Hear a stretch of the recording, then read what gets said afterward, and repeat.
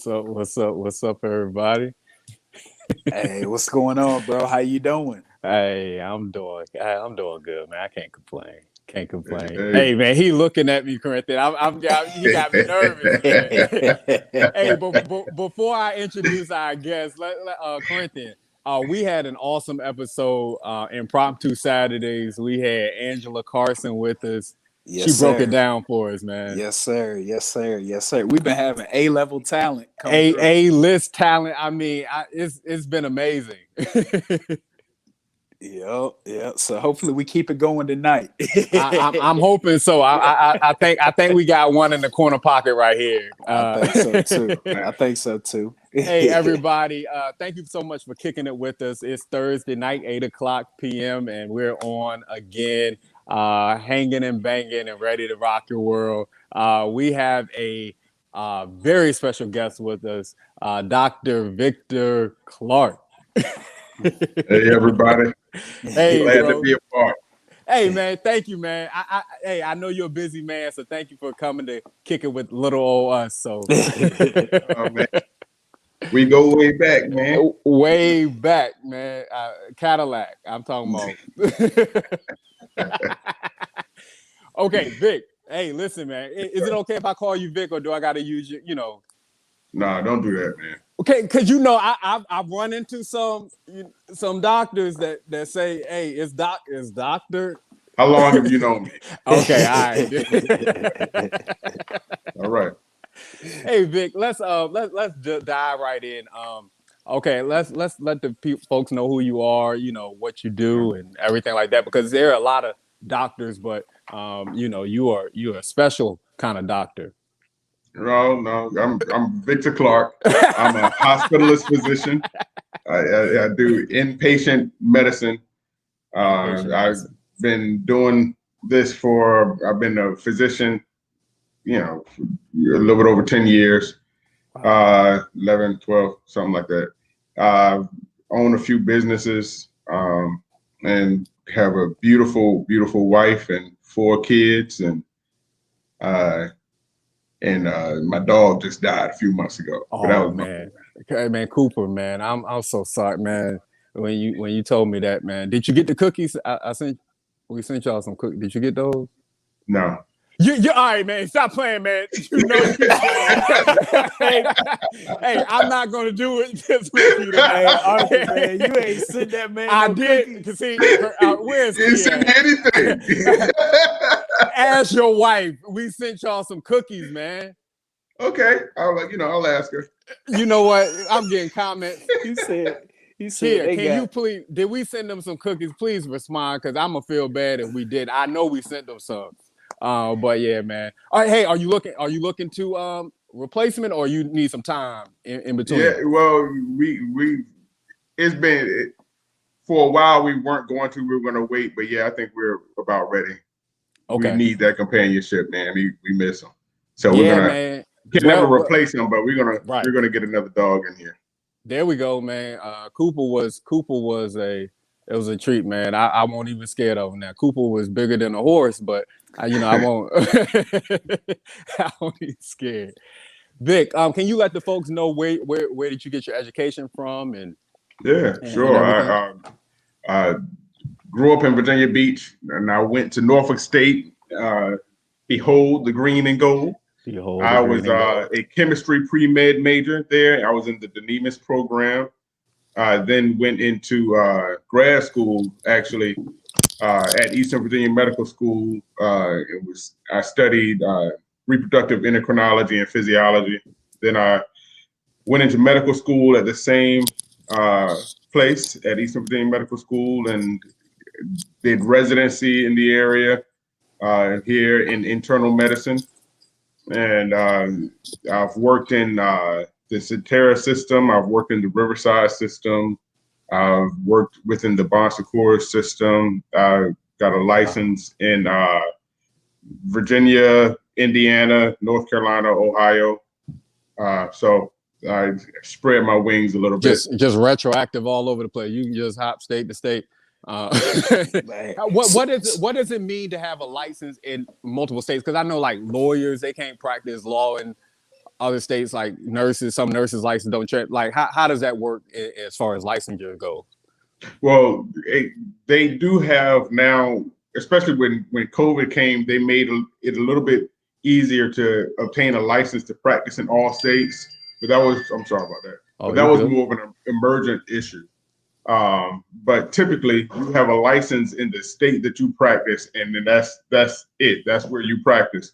But you can have you basically, to be quite honest, I think it's more of a money thing. You got to pay for a license in the state that you want to work in, and as long as you don't have any bad issues or things on your record, it's not that big of a deal to get one. So You got to, obviously have a degree.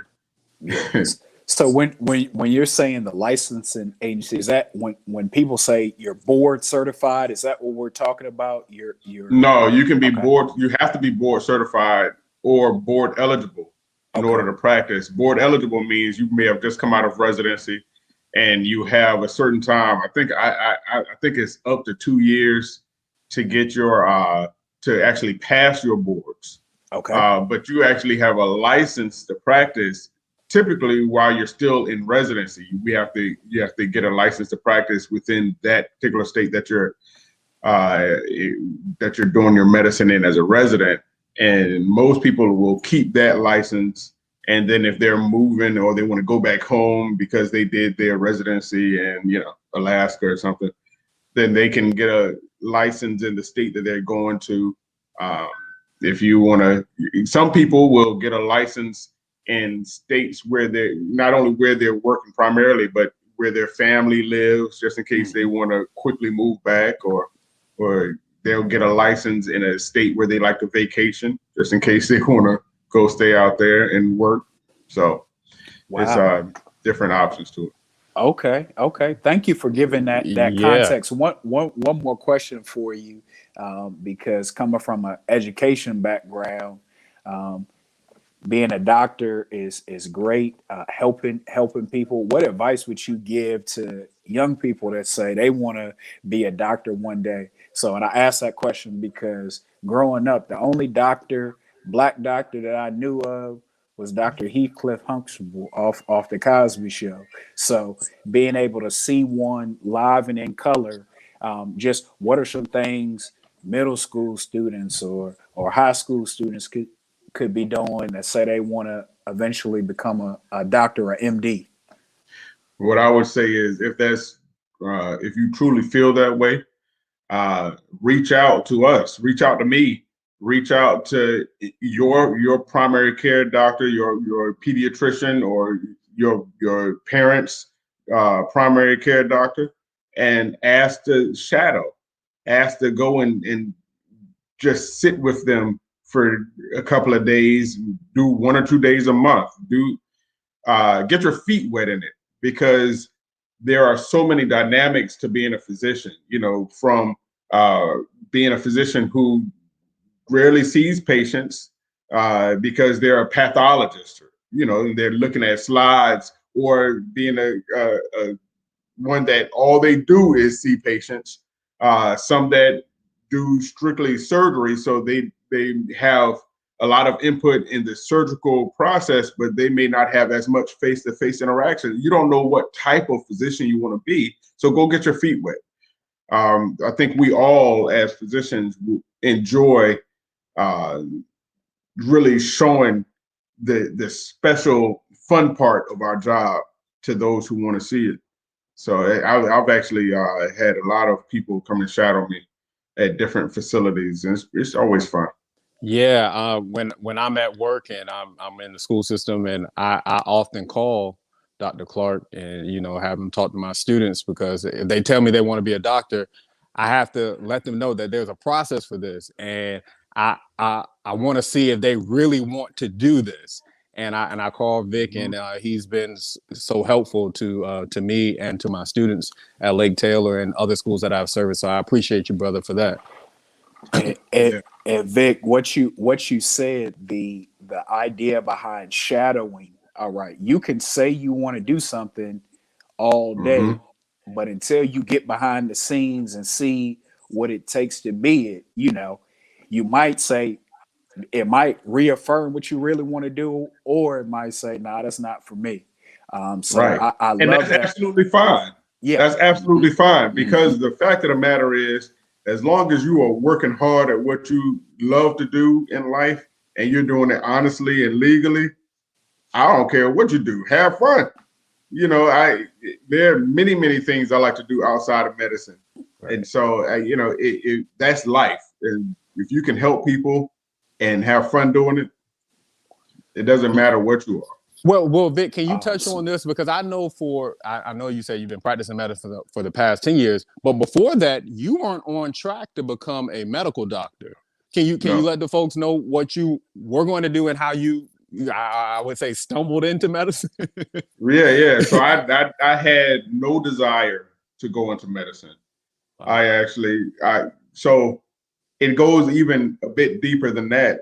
When I was in high school, and I told this story um, recently because one of my best friends growing up in high school, her name at the time was Tiffany Beckett. It's now Tiffany Silman.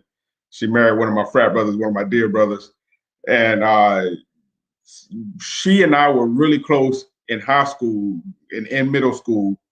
And when it was coming time for us to graduate, I had not filled out an application for college. I had not filled out any details, or I hadn't even looked for any colleges I wanted to go to. My uncle Vernon tried to push me to go to Rice because he was working down there. I looked at the application; it was about that thick, and I said, I didn't have the energy to do it or the desire. And my friend Tiffany filled out an application for me to go to Norfolk State and filled out the DNEMIS program application. And you know, I did well in school, and so I got in, and it was nothing but the grace of God, because she was there and she pushed me to be more than what I felt like being.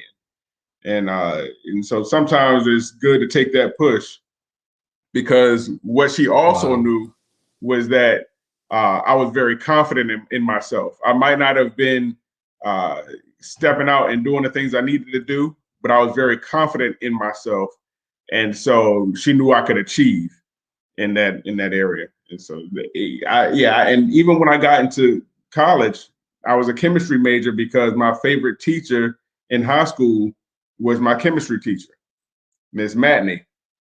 And so I didn't pick the degree. I didn't pick that subject matter really based on what I wanted to do in the future. I said, all right, well, she taught chemistry. I'm gonna go do chemistry, you know. And so Wow. it was kind of just God saying, all right, let me put this guy in a place. Let me put him where he needs to be.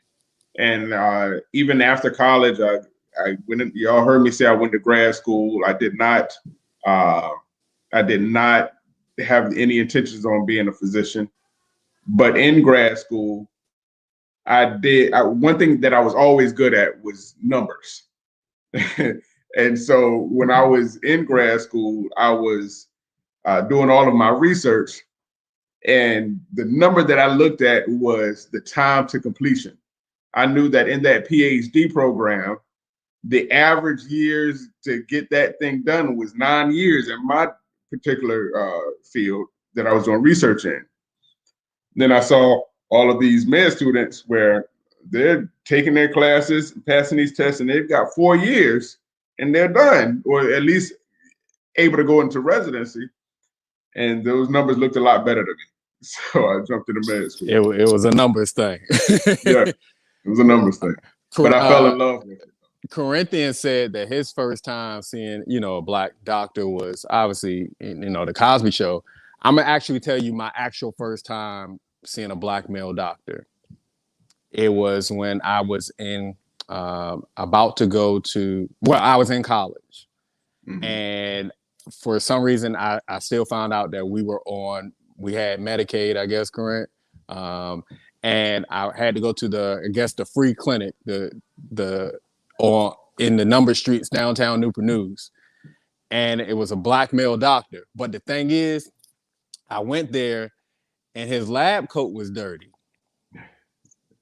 So honestly, all the stigma of that white and black, I think I experienced that because I got in there judging him because his lab coat was dirty. But I was, in my mind, I was like, but he's a doctor. And so that was my first experience with a black male doctor. And then since then, I have come across so many black male doctors, but I was 18 at the time. So that was my first experience. And we had been in the hospital a lot. Me and Corinthian, we had asthma. And we were always in the hospital. I mean, Children's Hospital, King's Daughters, and Corinthian can, tell you more about his story, but always at Riverside. I know you worked at Riverside for some time. We were always there on the children's wing because we had an asthma attack and had to stay overnight. And we never had any black doctors. We had some Asian doctors, white doctors, maybe some Russian, but no black doctors, female or male. Yeah. So well, for knowing you is a blessing. It's definitely so. Back when I was in med school, the class size at EBMS was about 100 students. There was on average 1 to 2 black males in each class. So let that just tell you how it was. Wow. Wow. How did it feel to be few and far in between in that setting? It felt like I always needed to be in class. I always needed to be in the front. I always needed to make sure they knew I was there, or they would know I wasn't.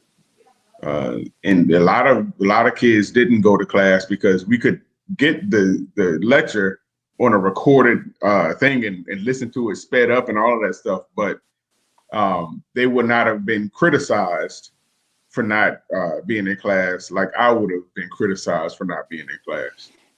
I sum it up. I had a real good friend, a Jewish guy who was in my class named Jason Sternchos, and we went to Granby one night while we were just trying to relax, and I took him to.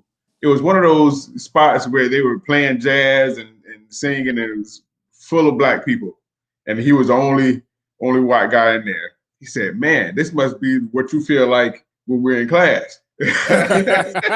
Wow. So he got the picture. Yeah. Corinthian, I know Corinthian got something to say here.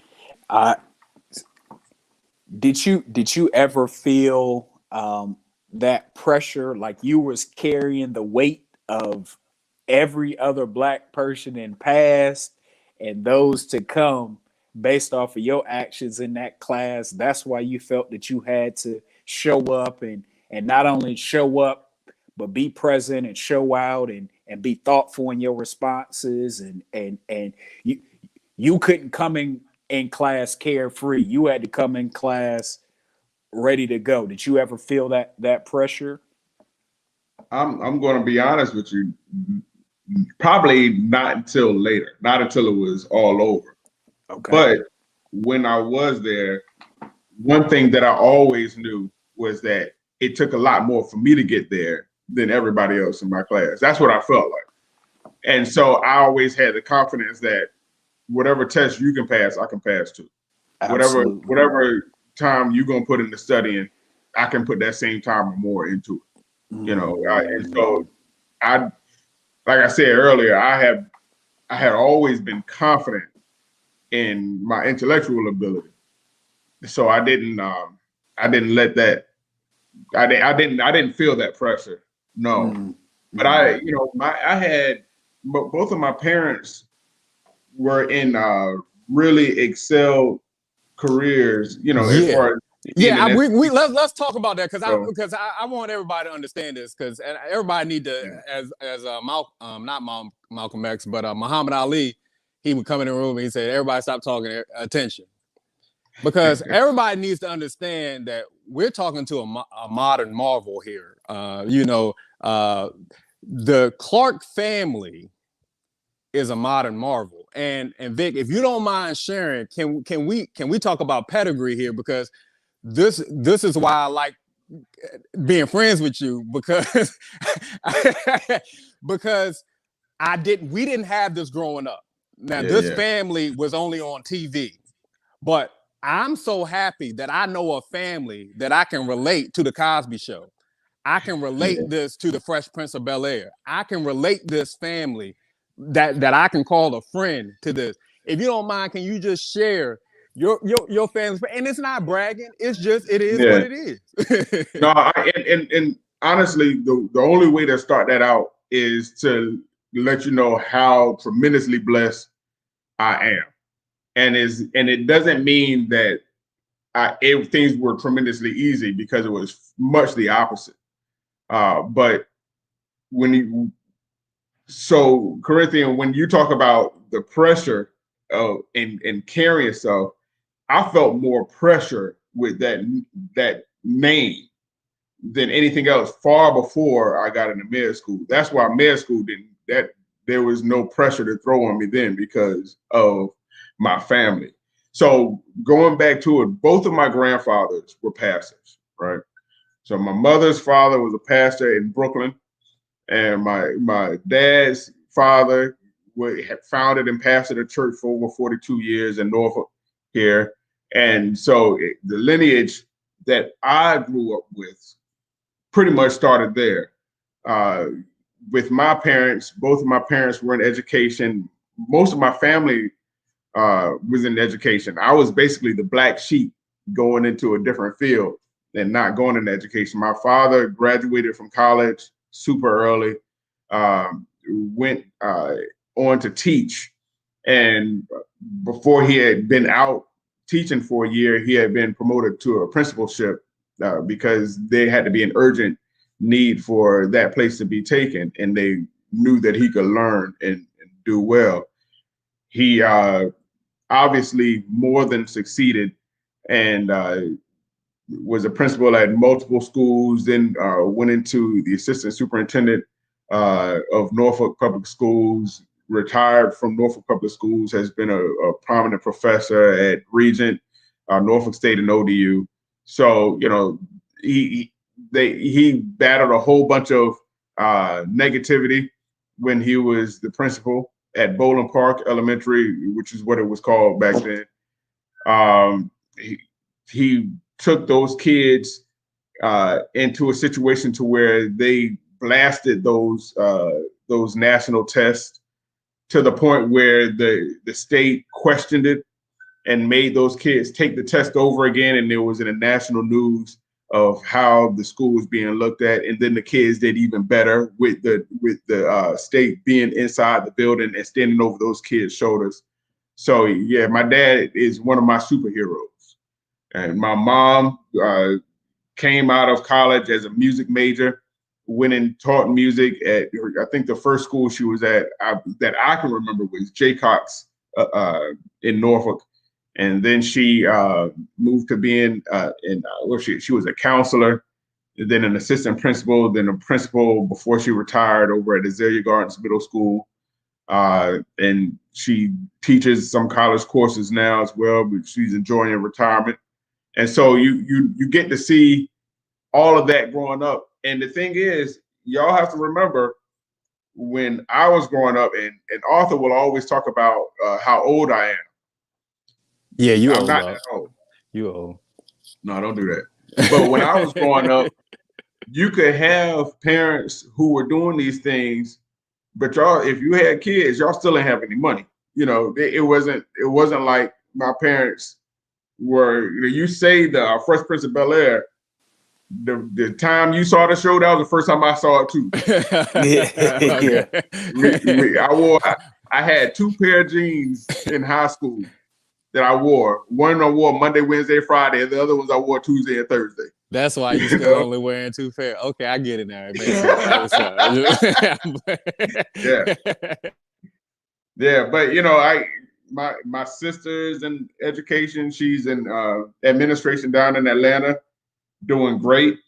So it's just I do have a strong family, and I think that every family has family things. The one thing we have is each other.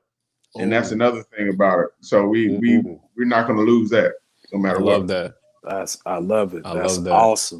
Awesome. Awesome. Thank you for sharing that. That was some great context. Yeah. It puts everything in perspective. There's a question on the floor for you, Vic. And have you experienced any discrimination from your patients? Has your hair increased the racism? And I know you want to talk about your hair because I know during the time in med school you felt, let's talk about that. Yeah, so I grew my hair in med school, and because one, it kept me connected to my family in Brooklyn that I wasn't going to be able to see because I was studying so much. But it also, when I was in grad school, before I got into med school, I actually asked my principal investigator, my professor who was teaching me. His name is Dr. Gerald Pepe, and he's an Italian from up north. And I asked him, I said, hey, look, I really want to grow my locks, but I want you to be okay with it because I have a lot of respect for you and all this and all that. And he told me, he said, Victor, no matter what, don't ever let anybody tell you who you are or what you are. You do what you want to do. And coming from an Italian who I was very close with, who I still am close with, you know, that was enough for me. And so I grew my locks, and actually the first set of locks that I grew, I ended up having to cut them off because I couldn't get a passport. I got denied my passport 3 times, despite all the information I sent. So now I've grown my locks again, and all of my kids have locked their hair up, and we've grown it together. And that's nothing that I would ever take away. As far as any racism that I may have experienced, surprisingly, the only time that I'll experience racism dealing with my hair, is from older Black women. Ooh. But it's not that, it's not really racism. It's that our culture we've had problems with healthcare professionals, right? And there's rightly so. We had experimentation done on us. We've been neglected from a healthcare perspective, years in our past. And so to see a fairly young African-American doctor walk in with locks, and you don't ever remember seeing that over, your 70, 80, 90-year-old life. And I'm not saying all, but the only times that I've experienced it as a physician, as a full-fledged physician, was from my aunties and my grandmothers. And so what I think though is that wow, not everybody is as free to give their thought. Being in the hospital and being sick, knowing who's taking care of you. So, we have never, as Black people, been short of words. Wow. Interesting. That is wow. Okay. So let me ask you this. Well, Corinthia, I know you had a question, and we can circle back around that. But you had a question that you wanted to ask Dr. Clark.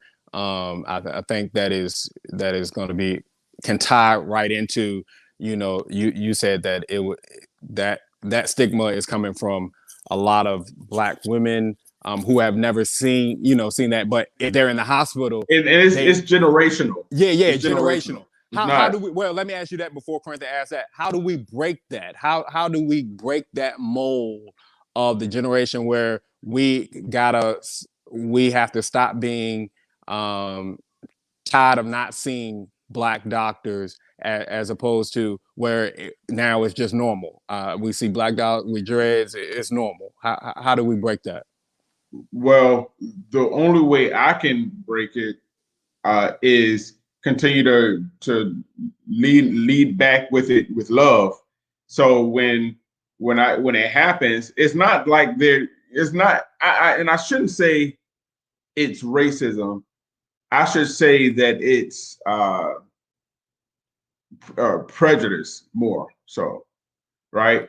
Yeah.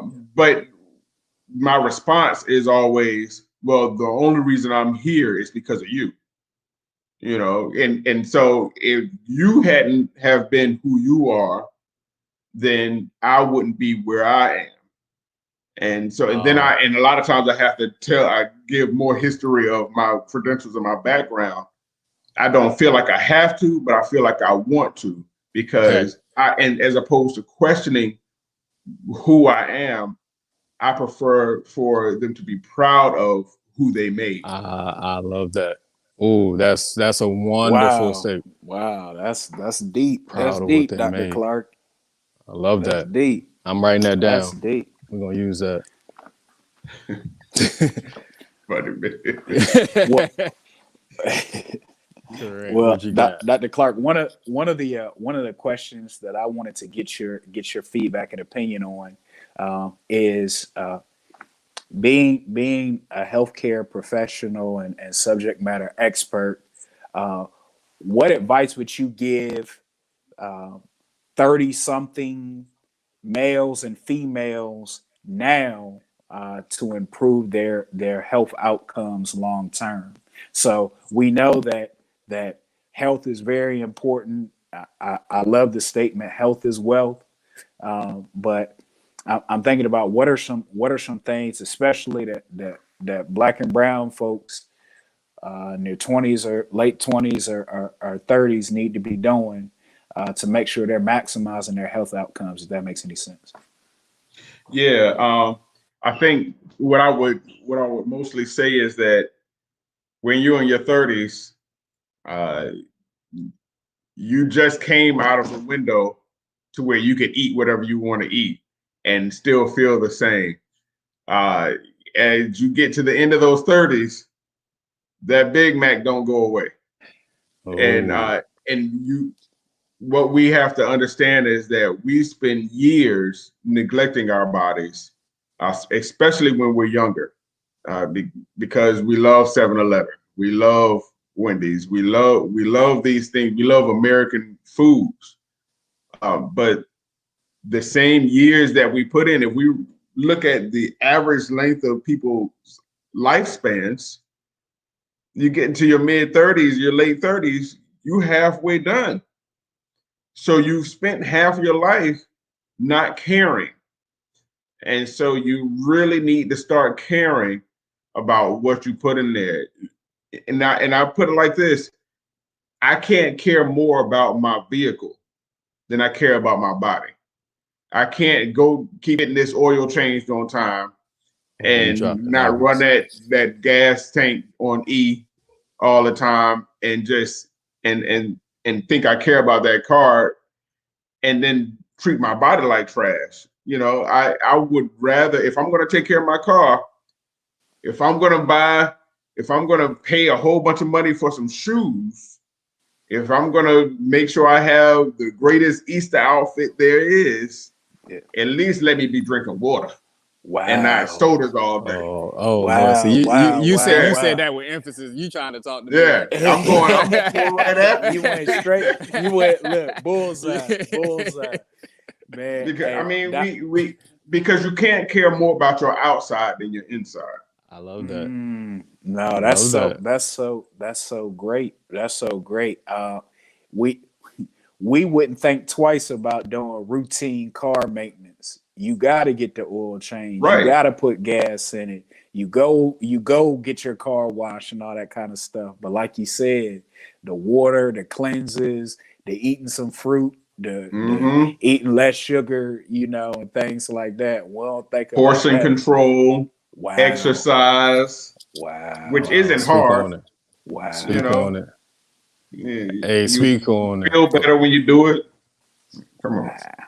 Hey, if you're just tuning in, we're having a candid conversation with Dr. Victor Clark. We're talking about healthcare and needs, and we got a question on the floor. What are the minimum healthcare needs that we should address, if that makes sense? Yeah, so that's age. As far as I guess the way I would take that is what should we be doing as men and as women to make sure we have our routine care and evaluations taken care of. So women, we're talking about your pap smears. We're talking about your annual gynecological exams. We're talking about, once you get of age, doing your mammograms, your colonoscopies, and really just making sure your lab work is good. And knowing your family history. Men, same thing. Once you get of age, men, we have it a little bit easier because our stuff doesn't really start until 40 or 45 or 50, depending on what your family history is, unless you have some genetics that require you to get tested earlier. But don't be afraid to get your colonoscopies, your prostate exams. That's so, so important, because we talk about prostate. Nobody wants to go get a prostate exam, but prostate cancer is a slow-growing cancer that we can prevent, we can treat, and still live a healthy, full life if we just get it checked. Now, if we decide nobody's going to check my prostate, we're not talking about that when I go to the doctor. I'm not going to the doctor if they're going to talk about my prostate. Then prostate cancer can also be very, very devastating. So why stop something that could be so easy to prevent or so easy to cure because of your pride?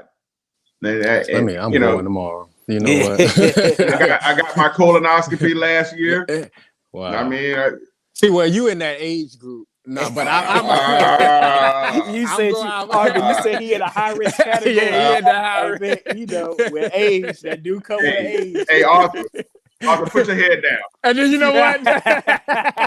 Okay. Hey, Dr. Clark, you said I got my locks. Look, yeah, I'm good. We can touch something. Hey, Dr. Clark, I hear you. We can touch something up here. I'm still holding on to a little bit. You still holding on. Wow. But Vic, some things that you said that people, I know they don't think about, that family medical history, or it should be saying, I need to be on top of this even more. If I've seen what happened to grandma, what happened to mom, what happened to dad, what happened to granddad. I think that's so important. But I also think there's would you say there are some there's a lack of access, especially in our community. I'll use this example. Yeah. When you have healthcare, you don't think about going to. I mean, I've literally seen some older people that are more well off, that they'll go to the doctor if their toe hurt. They're going to the doctor. They'll be in there every week if they got to, because I got insurance, I got coverage, I'll go. Right. But I would say, I know growing up, I mean, I'm only going if I have to. You see what I'm saying? For a access kind of issue. Now, I know President Obama, through the Affordable Care Act, tried to create more access to people who did not have health care, which I applaud, which I think is necessary. What are your thoughts on that? Yeah, I think the access is indeed a problem. And I'll give you an example. My wife's father lives in Jemison, Alabama. And if you know anything about that part of Alabama, it's a whole bunch of red clay. Everybody owns acres and acres of land, and to the point where to get to a hospital may be 45 to an hour drive, 45 minutes or an hour long drive. So to get to a primary care, you try to get an appointment, it's going to be all day. But there are places like that all over the country. And so we're sitting in Hampton Roads, right? And it's very convenient for us to get to a doctor or get to a hospital. There's hospitals all over this place. And so we have no excuse here. Because not from an access standpoint. Now, from a historical fear standpoint, we still have to get past that. There are a lot of things that not only do we as a people have to get past it, but we as physicians need to be more vocal about what we're here for, and we're here for you. That's our purpose, is to serve you. I think there is a stigma that doctors are some kind of way that, you can't approach them, you can't talk to them. But all the ones most of the ones that I know are very, very approachable and happy to help. But I think that the same ratio of, let's call it what it is. There are some jerks out there, right? But the same ratio of jerks to nice people in the medical field is the same as it is at the post office, the same as it is at Walmart. It's going to be the same. It just got certain types of people, Right. Well, Vic, let me ask you this. And if you can't speak on it, I understand. Is the level of care the same everywhere? I mean, we talk about our school system and the level of, school system not being proportionate, police force, everything like that. In the medical field, is the level of care the same substandard at each hospital, or is there lacking in impoverished areas as opposed to wealthy areas? Yeah, so there is a difference in different areas as far as the level of care for hospitals, but that does not mean that the level of care for that patient will be decreased. What it means is that if you're in a area where there's a small hospital that doesn't have all the consultants, like if you are going there, you're having a heart attack and they don't do ST elevation myocardial infarctions or a certain type of heart attack treatment there, then we fly you or ship you or ambulance you to the nearest place. That's what the literature tells us to do, because we know there are big hospitals, we know there are small hospitals, but they all have connected units to where, all right, this is the protocol. If somebody comes here with this head bleed and we don't have neurosurgeons, we ship them immediately to this hospital, and that's what it is. So it's not that you won't get the help you need. It's that we have protocols set in place for you to get that help no matter where you go. Vic, I'm gonna put you on the hot seat on this one. Go ahead. Why do I hear all the time of people saying I'm going to get a second opinion, I'm going to get a third opinion, I'm going to get a fourth opinion? If there is, why does it seem that the second opinion might be different from the first, the third opinion might be different from the second? Or very rarely it is. Okay, that I wanted to know that. Is there a fraternity of opinions? very, very rarely the second opinion is different from the first. Typically, the second opinion and the third opinions are because we as patients are, fearful of the first opinion or not happy with the first opinion. But that doesn't mean that it's wrong to get a second opinion. Well, I by no means would I ever say, okay, don't get that second opinion. Go get it, please, because the fact of the matter is, this is your health. You have to be just as involved in it as I am. And if you want a second opinion because you want to be sure, go get it, please. I urge you, because I need you to be just involved in this treatment, just as much involved in this treatment as I am. So I love that. Go get that second opinion. Now, when that opinion comes, and if it's the same, hey, let's get started on the treatment. Yeah, let's go. And let's not waste any more time on because so I've always had an issue being a grandson of two pastors, being raised in church all my life. I've had an issue when I've had patients that'll come and say, for instance, their diabetes is uncontrolled and they're not taking their insulin because they say God is going to heal me. I believe more in God than in this medicine. Oh, here's the thing.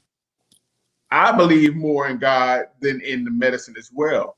But I know medicine is a tool from God to handle health.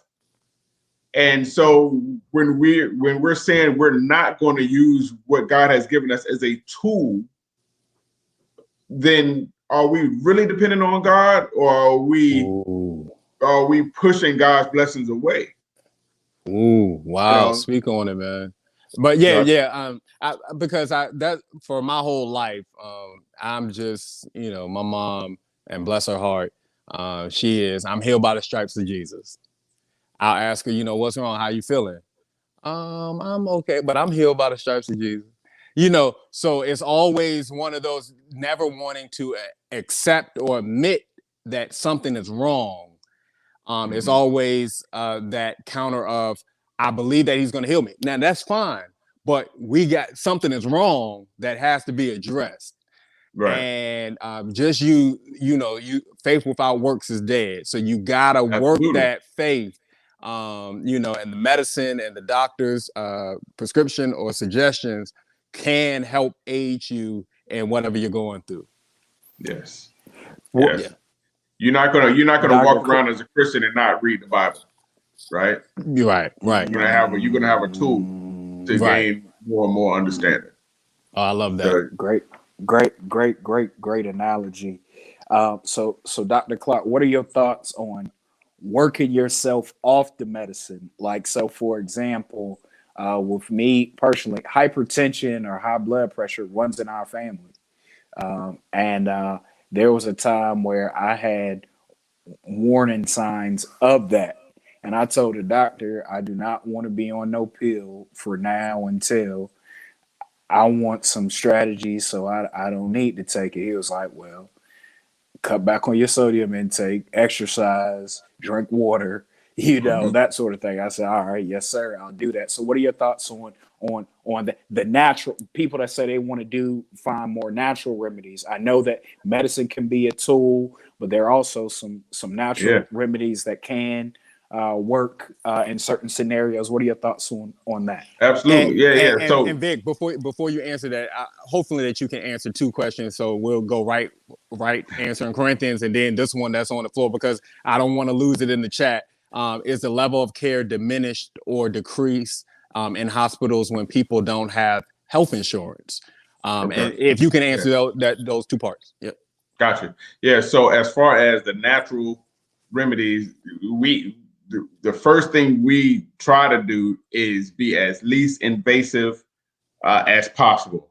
If you can make something better by eating healthy and exercising, that's what we're going to push for. If we can say, hey, because we have literature that shows us the average amount of blood pressure decrease that'll happen if you lose 5 pounds or you lose 10 pounds. We just losing a little bit of weight makes a huge difference. Putting the cigarettes down makes a huge difference. Not eating shrimp every day because they're super high in cholesterol makes a huge difference. So if we can work on those things, and here's the thing, if we as patients are willing to listen and act out those things, yes, then I strongly favor that. The fact of the matter is that we end up having to use all of these medications because our willpower isn't what we want it to be. So we do a lot of things. I've been working out again over the last year, but I went a couple of years where I wasn't doing it. My priorities weren't what it was supposed to be, but I know that it's a much more of a benefit for me to be eating right and maintaining my vehicle as opposed to trying to fix my vehicle. All right. It takes a lot of money and a lot of time and a lot of effort to replace the engine in the car. But you maintain it, you don't have to do that. I love it. Great. Now great the other analogy. question is the care diminished when you don't have insurance. No, not in a hospital. I would say though, as far as outpatient and going back to that maintenance thing, it's much harder to maintain your health without health insurance, or be preventative without health insurance. Because while there are free clinics are free because they don't have the money to put into a lot of, medications and really treatment modalities that you can get from insurance reimbursed facilities. So when you go into a hospital, you have to be seen. That's law. You have to be cared for. And where there becomes an issue when you don't have insurance from a hospitalization is if you're sick and you're getting better, but you need a little bit more help before you go all the way home. So going to a skilled nursing facility, which is not a nursing home, but going to a place to go get some rehab, those require insurance. And so a lot of times you go into the hospital, you'll get everything that a hospital can provide you. And then if you don't have insurance, then the only option after that is going home. And that may be where we get in trouble. And so insurance plays a huge role in our recovery. So we need to look at it that way too. Now, I think there's a little bit more I can say about that. Inside the hospitals will not refuse your care. Now, what I would also say is that if you're in the hospital, and this is important for people too, if you're in a hospital getting treated, remember that everybody in the hospital is super sick. So if you are getting better, you may not be 100%, but if you're good enough to where the hospital offers you no more benefit, then you're better off at home or better off at the next step.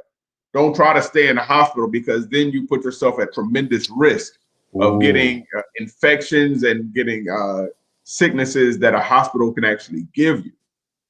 Oh, I love that. I love that. Thank you for that. And for Ms. DeBerry Young, I hope that answered your question as far as the level of care without insurance. And Kia said she had just had a patient today who needed some physical therapy after being in the hospital for weeks with COVID. She refused the therapy because she couldn't afford it, and she had insurance. Think of those with it. So but I know you just came off a panel discussion about COVID. Do you have any updates for us? And I know you're getting this question a lot, but it's because I already told people that, I don't feel comfortable getting the vaccine. There, I said it for all those who are asking me, like, they trying to ask me like it's my license or something. No, I don't feel comfortable in getting the vaccine. I'm going to let this play out a little bit longer, because too many variants are coming out for me. I'm seeing variations. You know why it's coming out? You know why the variants are coming out? Okay, yeah, let the variants are coming out because people like you aren't getting their vaccine. You know what? All right, man. See, so listen. I'm gonna give you the science behind it. I'm gonna give you the science behind it. A variant of a virus can only happen if the virus has time to reproduce and change. Viruses are very smart, right? Because their goal is to survive. If you remember when COVID-19 first came out, it was a very devastating infection, and it still is, but it's lessened its potency.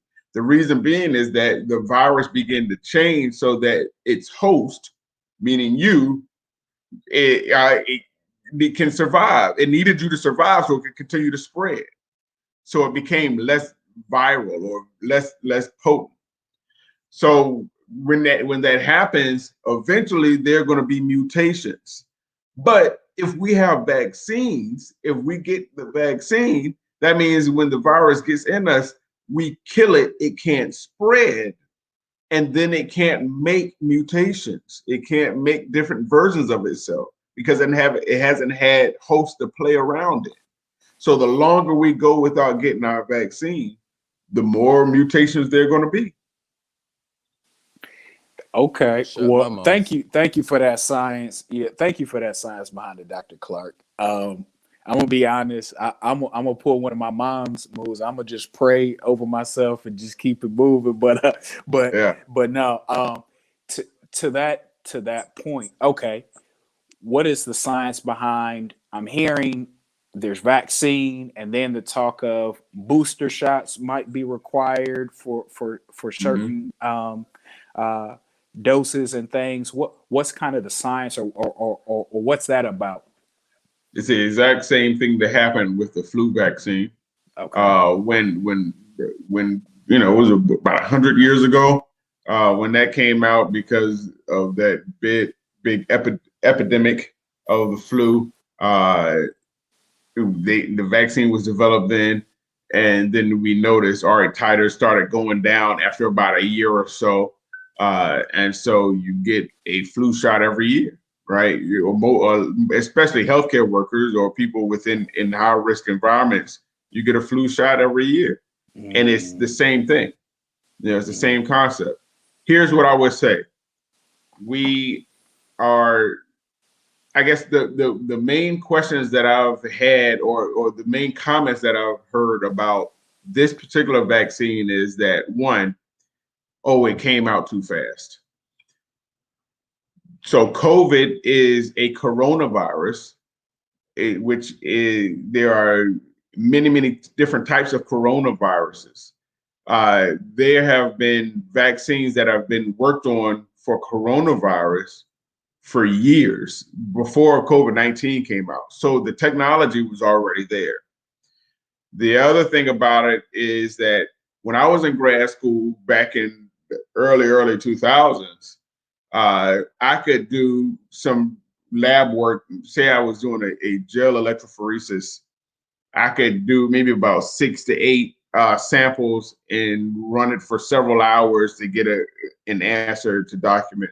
Now technology has advanced that, so you can do it much quicker and do many more samples at one time. So technology has been able to expedite production in science.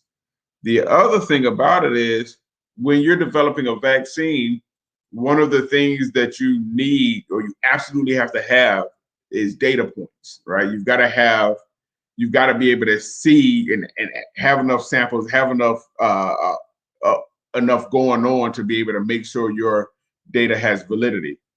And what better situation to have plenty of data points than in a pandemic? So there are we're past the point now. All the tests have been done, so this is not the same. This is not the same as the Tuskegee Airmen or the Tuskegee Project. This is not the same as Henrietta Lacks. This because in those instances, the end part had not yet been developed. It was still in the research stage. We're so far past that now. And so what I would say to you is look at the devastation that COVID has caused and look at the people that have Right. died so quickly from having the disease from a COVID infection. Right. And then look at the option that you have to have a vaccine that keeps you safe. It doesn't mean you won't get COVID, but it means that if you have that vaccine, the amount of suffering that you're going to have is going to be tremendously less. The ability to spread it is going to be tremendously less. And just as a personal testimony, I had COVID back in May of last year, and it was horrible. I coughed up blood for 3 weeks. I couldn't take 2 or 3 steps up the stairs without sweating and being able to not breathe. Coughing was crazy. And then the migraine or whatever type of headache that was the absolute worst. I never felt anything like that. And I hopefully will never feel that again.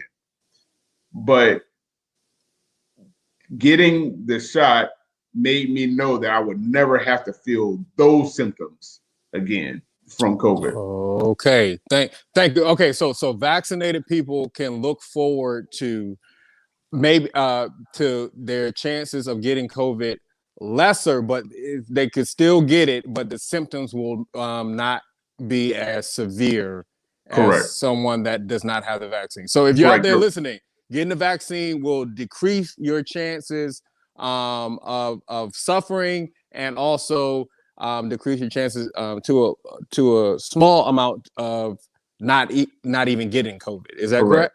Correct. Okay. And also decreases your ability to spread it.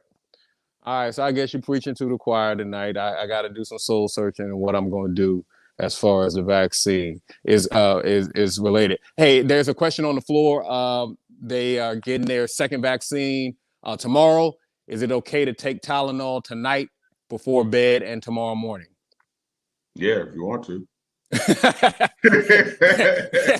Hey, yeah. Sure. Hey, yeah, pop, you, pop. Now let's talk about that though. Okay. Because I wanted to bring something up. So we talk about these medicines that we're very familiar with, and I just want to. So everybody's taking an aspirin before in their life, and then we're looking at that Johnson & Johnson issue, right? With the 6 women that developed clots. Who said no? So we look at 6 women that developed clots out of a million, they said, right? So we're looking at that, but we know that there were 15 aspirin deaths out of 100,000 people in the last year. But we'll take an aspirin quickly. So we're looking at this stuff and we're worried about these risks because it's new, but we've been putting stuff in our bodies that are a lot more toxic than getting this vaccine. Hold up, time out. Wow. I gotta play devil's advocate on that aspirin because don't ask. And listen to what I said. 15 deaths per 100,000. 100,000, and then 6 out of a million. Yeah. It's Vic. In my opinion, it's the fear of the unknown. You see, we know that grandma had us taking Bayer or acetaminophen or aspirin for years, so it's no fear in that. We ain't even thinking about the 15 and 1,000 because we've taken it before for so many years. Right. But it's the unknown now. Don't nobody know about COVID. You know what's happening to people that get COVID. Okay. All right. Fair point. Hey, but don't that aspirin help for like if you stroke, heart attack, stuff like that? They do say take Bayer. Yeah. And here's the thing. While I say that, the risk of having a problem from aspirin is still very, very, very low, which means that the risk from these vaccines are that much lower.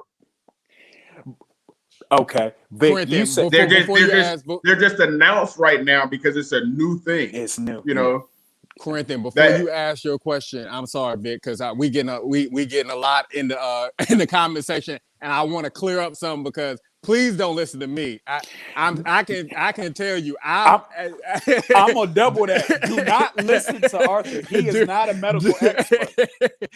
We have a doctor on the line. Don't listen to Arthur. My brother did not do good in chemistry. I'm gonna tell you that right now.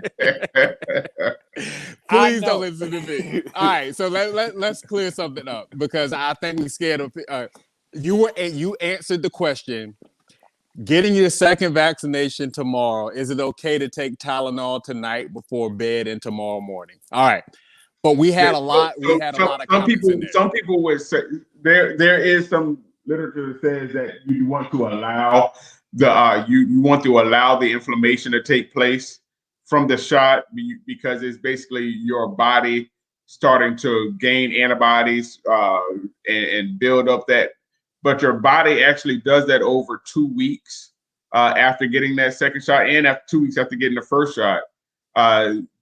You don't want to do too much to prohibit it,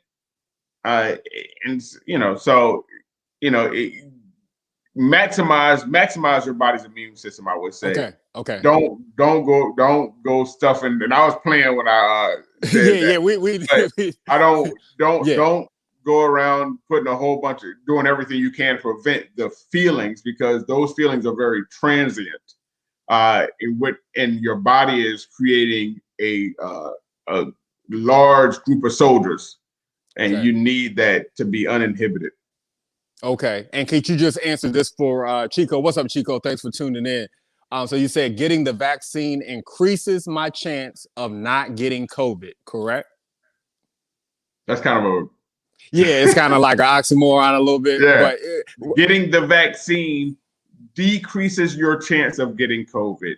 It decreases your chance of having critical illness or hospitalization from COVID.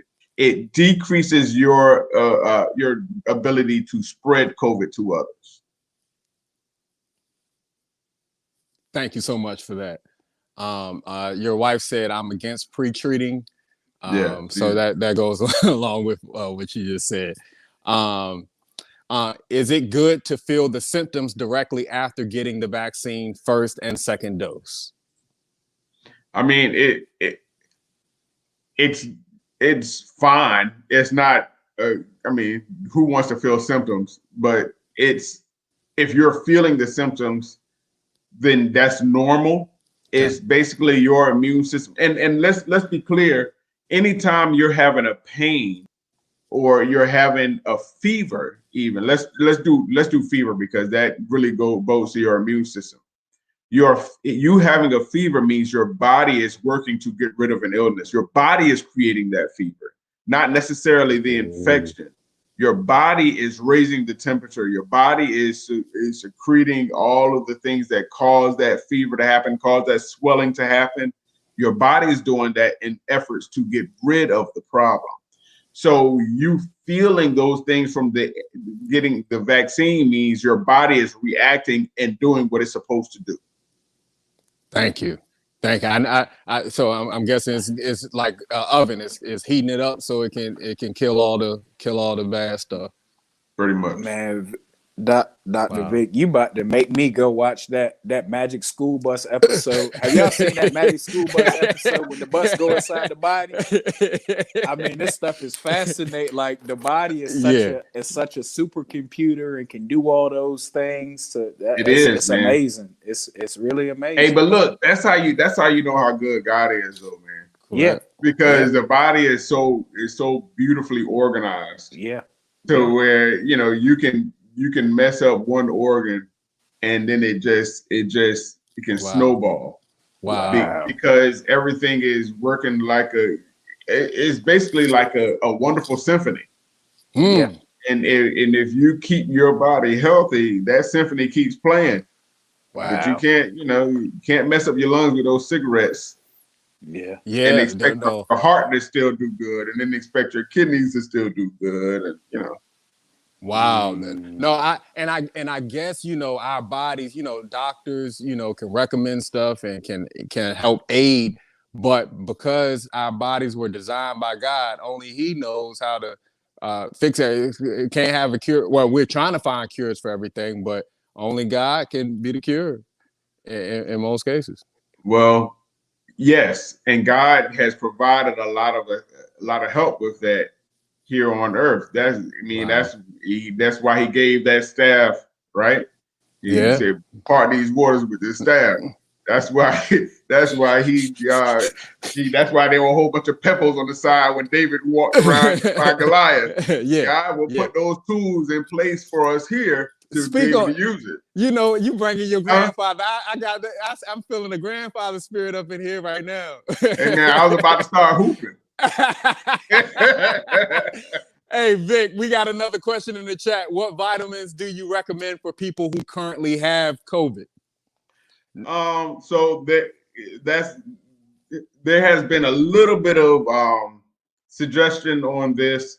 What we have seen mostly is vitamin C, taking zinc, vitamin D. We've seen some. There have been some. Actually, there's a a pulmonologist locally who was actually adding an anti-inflammatory called quercetin to the regimen as well. That's actually made from, I think it's a snake venom antitoxin type of source of a medicine. At least that's where it comes from. And it has anti-inflammatory properties up there, doing a lot of antioxidants that we have been looking into more so in America, with our fruits and everything. Just and drinking a lot of water, and making sure even if we have lost our sense of taste, make sure you're eating and keeping your nutrients up, because it goes back to that same car analogy. While you're healing, you actually your body uses a tremendously heightened amount of energy to heal and recover. So while you're healing, you need that fuel in order to do that effectively. Wow. No, that's awesome. Thanks for breaking that down in that clear language, because it makes so much sense. You need the fuel to fight off infection, diseases, and things like that. No, that's great. I have a question real quick, Arthur, if I can. What is what's the biggest myth about COVID? Because there's been a lot of things said. Wow. We like credible, not credible, and things like that. What is the biggest myth that you've heard that you well, and then let me add to that. And let me add to that question, Corinthia, because that's so prevalent.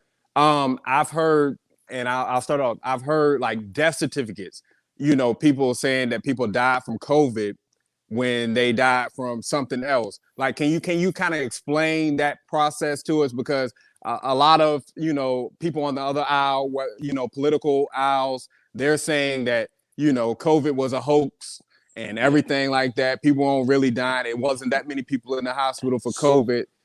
So Quentin, yes. So I would say, Vic, in your estimation, what has been one of the most dangerous pieces of misinformation out there that you can clear up and say, look, disregard that. There we go. I've seen a lot of people jump on social media who have limited to absolutely no medical background, no scientific background, talking about what COVID is and what it is not.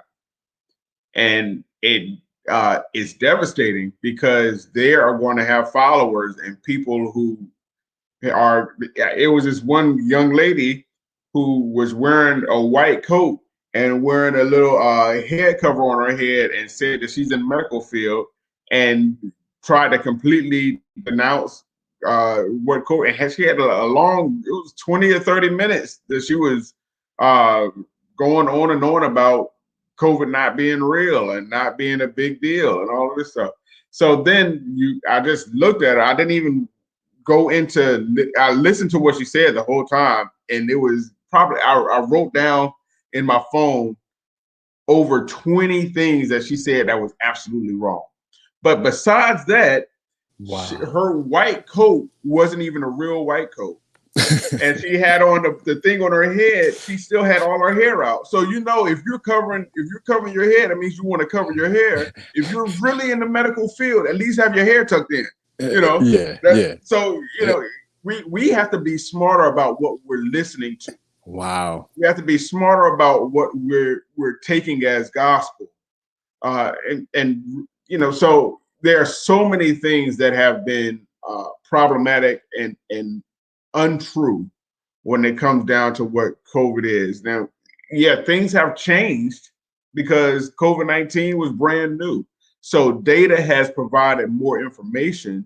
The virus has mutated. So there have been more different things that have happened. But when these death certificates have said somebody has died from COVID-19 and they may have died from a heart attack, guess what? COVID was causing very, very bad cardiac demise. It still is. COVID causes blood clots. People were losing their limbs and having pulmonary embolisms or clots into their lungs from COVID, ramping up their ability to clot. People were having strokes while having COVID because clots were developing in their brain.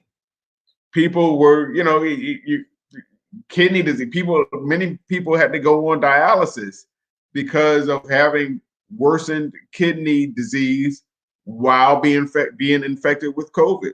And so, yes, while they may have died from that kidney failure in that scenario was from COVID.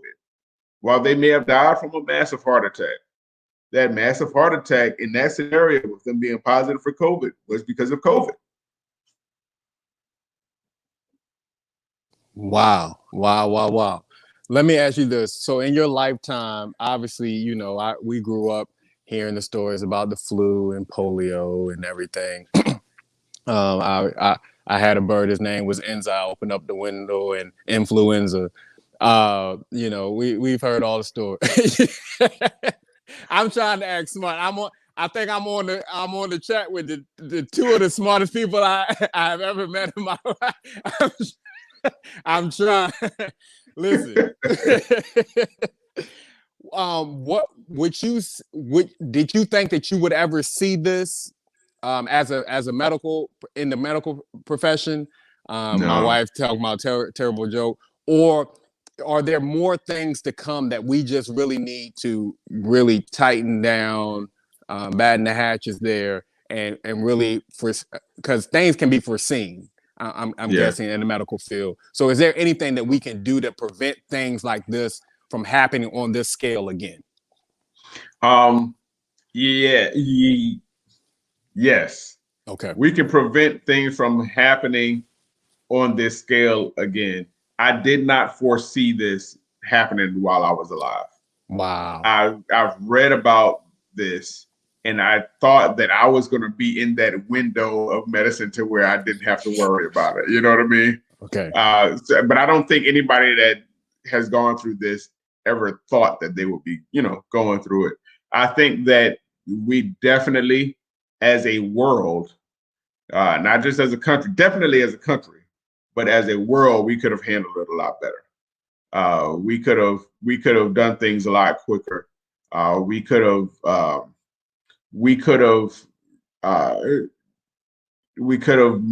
had mandates that were a lot more preventative. Absolutely. So yeah, we could definitely have been better. Thank you.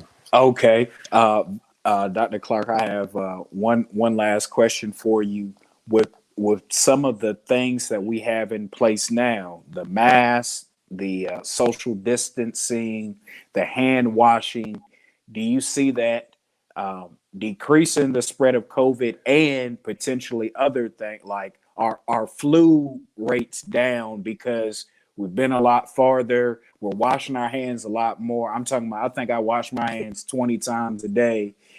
We're a lot more conscious and there's a lot more barriers up now. Has that decreased other things that we normally would be seeing when we were taking things for granted 2 years ago?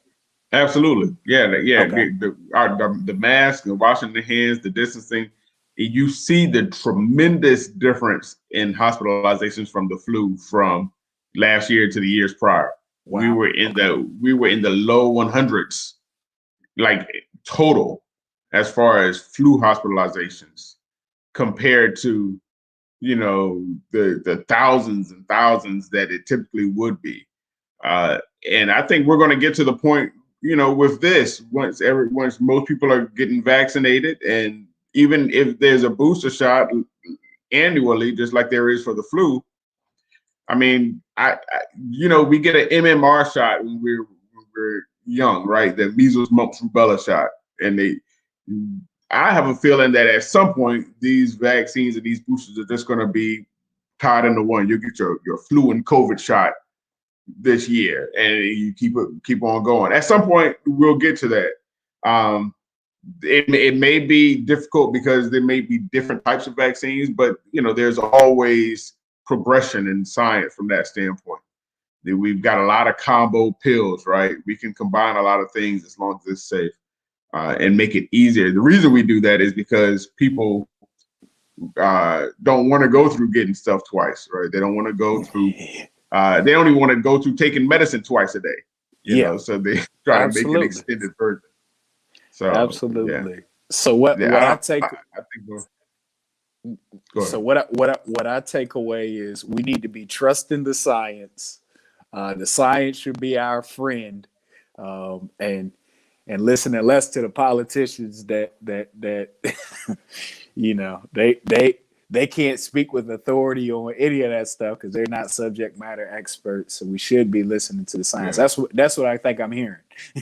I've never seen a full-time politician who was not a scientist ever in the lab with me. Ever. Well, I've never seen anybody sitting in the Senate with a beaker in their hand. So they may know something about it, but they're not doing it. Well, in the words of my parents, do as I say and not as I do. Guys, get vaccinated. I'm telling you, get vaccinated. I'm convinced. You know, I'm gonna pray about it, and I'm gonna seek, but I think I have all the information I need, you know, to make an educated decision on getting the vaccination. Can I ask you a question? Yeah.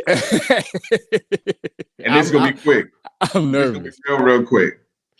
What would you do if you started feeling sick and started coughing and you had to go home with those two beautiful boys sitting at that house and you were fearful of having COVID? All right, Vic. Okay, you don't want me down. No, I get you. No, I get you, and it's one of those fears coming from where I come from. You know, I was very fearful, but I needed someone like you on the show that could really talk to me in a way that I could understand. And I think you did that tonight. We got another question, and Vic, if you don't mind, we got about 10 more minutes. Thanks for kicking with us. If you're just tuning in, we're on with Dr. Victor Clark, and we talked about family, we talked about prestige, we didn't talk about COVID, we didn't talk about hospitals, medicine, insurance, everything. But let's just quickly, can you explain herd immunity? Someone told me today that her class has herd immunity, so they no longer wear masks. Yeah. So herd immunity basically means that having 75 to 80% vaccinated people, or 75 to 80% of people in a congested area having already been exposed to the virus, means that it would stop the majority of it from worsening, or people would have already built up their defenses to it as a herd or as a group. And so the issue with that class having herd immunity is really kind of not the definition of herd immunity, because that class, people don't stay in that class 100% of the time. They leave and go home. They leave and go get, and remember, just because you have the vaccine doesn't mean you can't catch it. You can still catch it, and although you spread it less, you can still spread it. So yes, you may not be wanting to wear your mask, but a class of 25 or whatever that size class is does not define herd immunity. Wow. Herd immunity is defined as far as what on volume, as far as maybe the state or the country. And no class can say we've got herd immunity in this class because 8 out of the 10 people have gotten a vaccine. Wow. Yeah, no, I understand that loud and clear. Thanks for that. Yes. Yeah, sure. That helped me out. Hey, we didn't get to talk about your business. I know you've been talking COVID. Oh, it's been your life for this past year. But let's talk about your I know you're a business owner and you got several ventures. Can we talk about one in particular that you started your firm counseling? Am I saying that right? No. Council? Yeah, no. Okay, tell me what it is. No. It got a lot. There's a lot involved in it. No, I have a staffing agency. I staff some hospitals and acute care facilities with physicians, nurses, nurse practitioners, and so that's one of them. I did actually, I did have some companies in Jersey that care for the intellectually disabled with a lot of therapeutic. That's the one I was talking about. There. My bad. Now, okay. Because of COVID, that was one-on-one therapy, and I was face-to-face interaction and everything. So for the safety of staffing and for the safety of the community, we halted that. But yeah, and I've got a couple of other things, but yeah, the biggest thing that I have going on is the staffing agency. Hey, you heard it straight from Dr. Clark. He has billboards up around the community. If you see him, you just know you met Black excellence here, Dr. Victor Clark. Vic, man, listen. We're gonna get you back on the show because I know there's some other things that pique your interest in. You have a lot of insight on a lot of other yeah, man. Aspects. Talk about some sports, man. we gonna have a sports only show for you because I'm gonna get you on that one. Because I want to hear all the comments about what we talk about, and I'm going to get some people to change your mind. I'm not even going to lead into it. I want it to be. We're going to talk about it sometime soon. We're gonna talk about sports, and then we got to talk about some this civil and social justice too. I think that. Oh yeah, absolutely. I think you are going to be a great mind for those conversations. If you want Dr. Clark back on the show, just put it in the chat. Some of you are not tuned in live with us now. You will catch this show later. So I hope that you comment, ask some questions, and I'll definitely forward them to him. Corinthian, you got anything else for the good doctor? Man, this was Dr. Clark. This was excellent. Thank you so much for your brilliance, your insight, your sticking to the science and data, because you can manipulate other things, but it's hard to manipulate the science and the numbers. So I appreciate that perspective, and thank you for what you do in the community. Hey, they want you back, Dr. Clark. So we go please. Yep, she said, yep, please. Hey, they want you back. Want you back. Want you back. That's cool, man. That's awesome. We gonna get you back. I appreciate y'all having this wonderful platform, man. Y'all are doing big things. I'm proud of y'all. Man, thank you, man. We trying to get on your level. Glad to know somebody like y'all. Hey, man. We're in the company with greatness. Everybody, thank y'all so much for kicking it with us tonight, Thursday, 8:00 p.m., kicking it with the Kellys. You can check us out on YouTube, on our Facebook Live. Follow us on Instagram at Kicking It With The Kellys. I thought I had it up. There you go. It's scrolling on the screen. Don't forget to follow, like, and share. And subscribe. Subscribe. Let's hit that subscribe button. Vic, thank you, bro. Yes, sir. Corinthian. Yes, sir. Until next time, keep swinging.